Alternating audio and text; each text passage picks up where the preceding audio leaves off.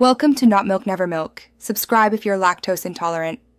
You start by checking fundamentals: WordPress, PHP, and a recent backup.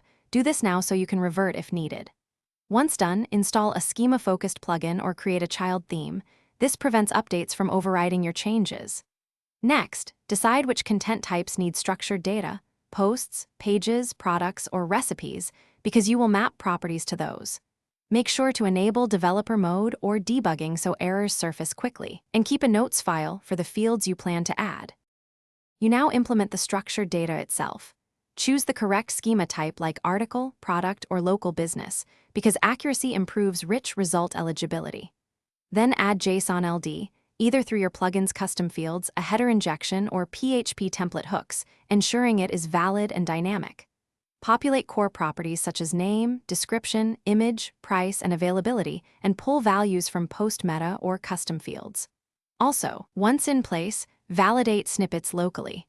This prevents broken or empty properties from harming results.